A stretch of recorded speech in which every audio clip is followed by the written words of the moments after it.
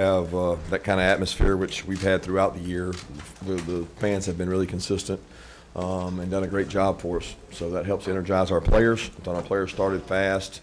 The offensive staff had a great plan and executed the plan. But at the end of the day, the ability to run the ball opens things up and gives you, the ability to do a lot of things offensively, which we were able to do. We probably didn't get Kentucky's best shot. I know they got a better team than they played to tonight, and in the SEC, the humility is a week away. And I've always said it. It's been a mantra I've had all my life, and humility is always 1 week away in terms of your preparation, just like for us next week. How important was it getting off to the start like you guys did? Well, we haven't done it, and we still won.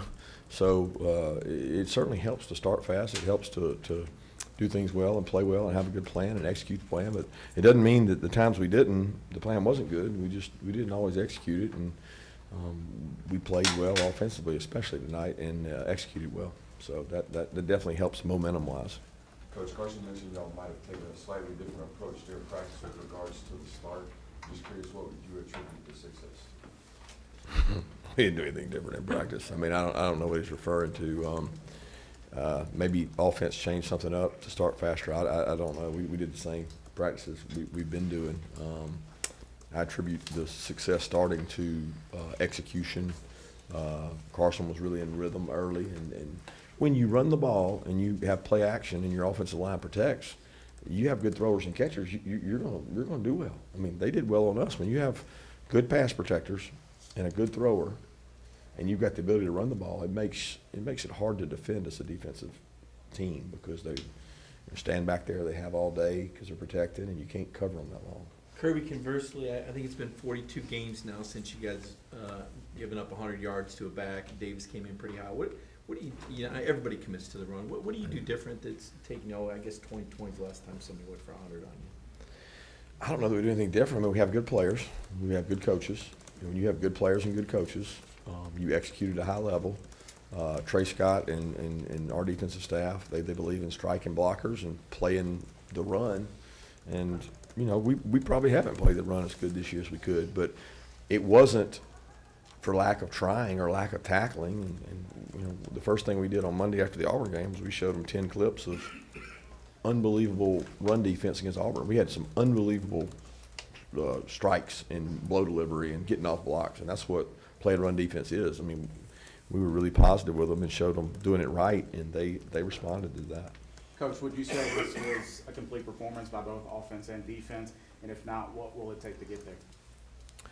I thought it was a really, really good performance by offense. I thought defensively there was times that we were, off balance, and the offense, made them play a little. Our offense made them play a little left-handed in terms of, you can't sit there and be methodical if you're down that quickly.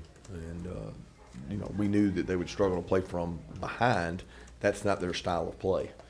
So the quick start played big time to our advantage. But no, it wasn't a complete performance on defense. Statistically it'll say that in terms of the numbers, but not for what I would like to have. Several players mentioned Tuesday's practice that they felt like it was big and how they were able to play. What did you see on Tuesday from just how they attacked it and what it looked like? It was really physical. They bought into the physicality. We told them all week that it was going to be the most physical game, and they believed it. And they practiced really physical Tuesday and Wednesday, and I thought that was indicative of the way they were going to play the game. What are you seeing from Rara in recent practices, and then obviously in the ability that you have, the sort of impact that he did? Yeah, he's the biggest guy that can change our offense, because we have some guys that can do things. Obviously, Brock is special, and Carson's played well, and there's a lot of guys that can do things. But it loosens your defense up when you've got a guy over there at X that can win some one-on-ones. And if he comes to life and keeps growing like he's done, he makes us harder to defend, because there's a lot of answers you have. It's hard to answer if the guy can just go up and catch balls one-on-one. What were you thinking when Said has to come out of the game, Jared goes in? What did you see in that transition period? I wasn't thinking much. Jared goes with our ones every day in practice. He gets probably 30% of the ones reps, and he does a great job. Jared is incredible athlete. He's run the highest speed of all our defensive linemen and our offensive linemen. I trust Jared a lot. So it was great that it was a position that we have depth at. What do you say to critics saying Georgia hasn't looked like a #1 team after tonight's performance? I don't say anything to them. I'm worried about our performance for Vanderbilt. I mean, I didn't say anything when we didn't look well. I'm not going to say anything now. I'm really concerned with what we can do from this game to get better for the next one, because we want to be elite at getting better. Do you feel like you were the #1 team in the country tonight? I don't care. I don't care. I want to be the #1 team at the end of the year, and the goal to get there is to get better. I could care less what anybody ranks us. Kirby, did you think it was a matter of time before you guys had a more complete performance? Not that it was complete tonight. I don't know. I mean, I told y'all that our offense has been really good in camp, and they've been really explosive, and they were really special with Branson because it gave you a bigger dynamic running the ball, and we have a good quarterback. We have some good weapons, and we've got to continue to get better. But I'm very pleased with where they are. I was very pleased with where they are after each and every game. How important is it to get Kendall back, like to get the thing and carry him with Dejon? How do you think Kendall did? I thought Kendall did a great job tonight. Kendall hit it, and Mike talked about it during the week. He said, we got to get somebody that can get us, 3, 4, 5 yards, and we can't be behind the sticks like we were at Auburn. And I thought Kendall brought a little hefty punch, stuck it up in there. He got a lot of yards after contact, and it's the first time that I thought he looked healthy all year. 6 weeks in now, what do you feel like the identity is of your football team? We can take a punch and we can give a punch. Jamon said recently he felt like he started the season average, a sack and a half tonight. What have you seen from him the last couple of weeks to kind of spark a performance like this? Great leadership. He was dinged up in the Auburn game and pushed through, and he's been hurt all week, really playing hurt, and we had a plan to be able to pressure some, and he got the benefit of that. It's very rare that we get to play a team that drops back and plays what I call real drop back football. Kentucky does that, and it gave us a chance to rush a little bit and do some things that other teams don't give us a chance to do. Y'all been one of the best third down defenses in the country all season. I think Kentucky was 2 of 11 tonight. Just what are the keys to being good on that down in modern college football? Be good on first and second down, because if you're good on first and second down, you know what it does to third down? It makes it really long. And when they're in third and long, you're really good. So I would venture to say that our third and longs that we've defended have been longer than everybody else in the country, which statistically you win third down by getting them in third and long. If they're in third and 1 and 2, I bet you we're not very good. Like they converted on fourth down on us tonight. It was 4th and 2. So it's one of those deals that you get them in third and long, you don't let people run the ball, and you play good defense behind it. But we have been proud of that group. I mean, we our guys took some blows and took some jabs after the Auburn game, and we self-reflected and said, hey, look, guys, we've been better third down defense than we've ever been here, and we've got unbelievable defenses in our history. So we don't measure ourselves against the country. We measure ourselves against ourselves. What you see from the offense right before half, you guys were able to get, not a lot of time, get field goal range, get another field goal, just how the offense operated right there with limited amount of time? Well, it was created by the defense getting the stop, in which we have not been great at this year. We always like to win the halftime deal, and we have not really done that well this year. I've had, I called a timeout, let a team score. I didn't call the timeouts this time. He helped me out by throwing the ball, so we got to save our timeouts, and we wanted to be aggressive if they didn't hit a great punt. And Mike called the good plays, and Carson was patient enough to hit the back. I mean, if he just checks down to the back, we're going to get a field goal, and he did that. Coach, you pride yourself on humility and being a student of learning and getting better. What's one thing that you were proud of that your guys did tonight, and what's an area of improvement going into national next week? The thing I was most proud of was the physicality. We talked about that people can't match our connection, and nobody really believes that matters, or at least I don't know how much people believe it matters. We do, and we think that what we do all season in terms of the connection with each other, combined with our physicality, is what makes us dangerous. And we used the wrecking ball analogy, and we showed wrecking balls all week and just said it's going to get more and bigger and bigger and bigger, and the bigger the wrecking ball is, force equals mass times acceleration. And we talked all week about a lot of mass and a lot of acceleration. And I thought that our offensive line, when you say what was I proud of, their ability to run the ball against Kentucky was the difference in the game. Where do you think Brock can be just get sitting in the lineup? Well, it's when you have the ability to run the ball. Like everybody just thinks, oh, there's Brock Bowers, key him. Well, you can't just key him because when you play zone defense, you don't know who has him. When you play man defense, you can't cover him. So there's illusions, there's a rocket motion, and one guy has the receiver goes across the field. Now that defensive back that had the receiver, he has Brock. But he didn't know he had Brock before the motion occurred. So there's bumping going on. There's all kinds of action going across the field, and it's a nightmare because if you put your eyes in the backfield and you think you got to stop the run, 19's behind you. And I'm sure if teams wanted to stop 19, they could, but we got other answers. No Darius or David Daniel, where are those guys then? Yeah, both of them weren't able to make it. One of them dealing with sickness, and one of them couldn't be with us. So. Coach, I asked you at the beginning of the year what your team might be a lead at. You said you didn't know. We're halfway through the season. What do you think you're a lead at? Taking a punch and giving a punch. Speaking of that, in the first half, they were moving the ball. They had a couple of big penalties that really took them out. It took the momentum away from them.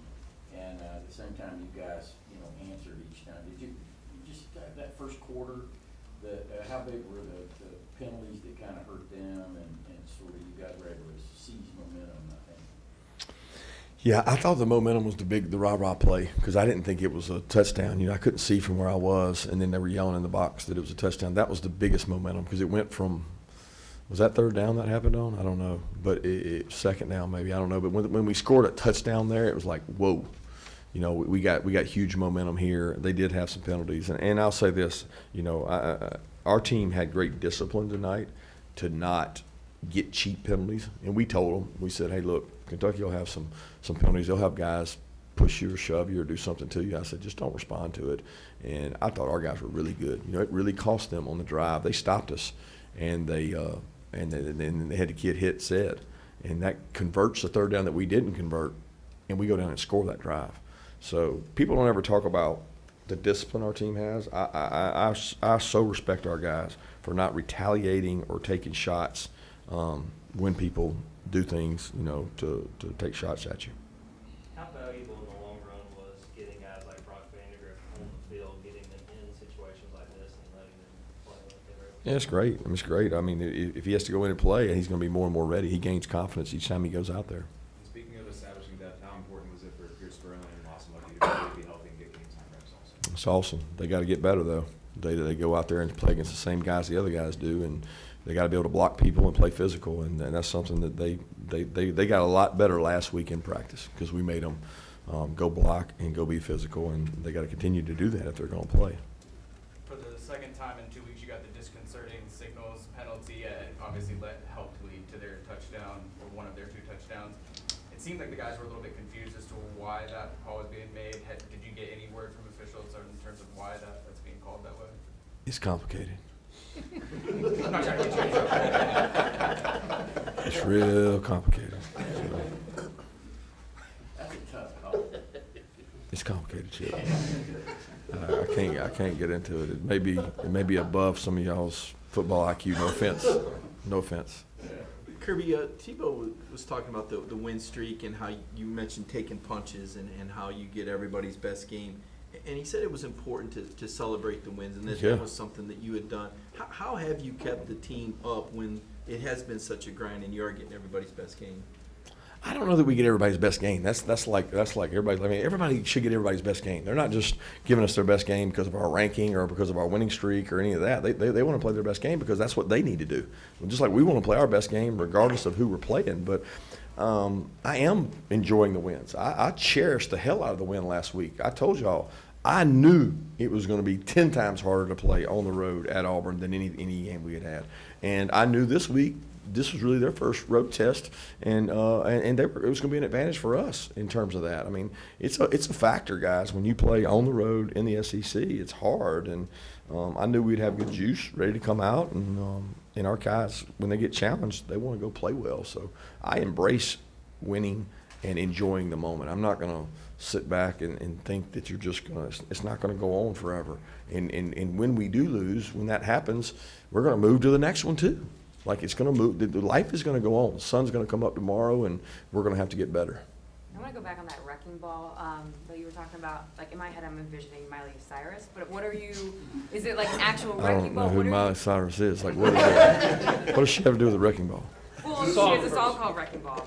Huh? You never heard She of came the in song like a wrecking ball. I know Eric Church wrecking ball.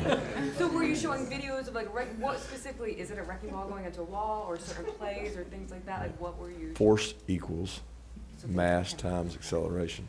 So we wanted a lot of mass. What is a lot of mass? More hats. What is acceleration? More speed.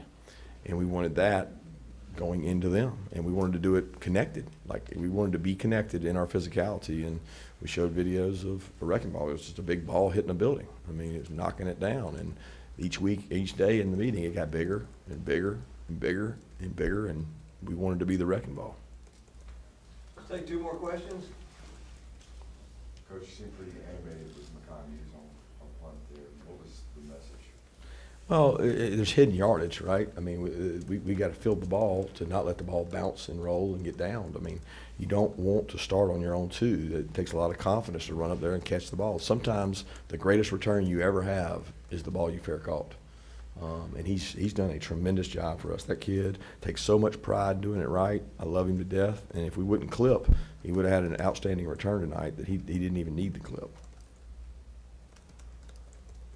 You've always said Kentucky's won your more physical games. To win a physical game like that in the way it was won, especially compared to how relatively close they played in recent years, what does that say about this team in particular? Says we can take a punch and give a punch.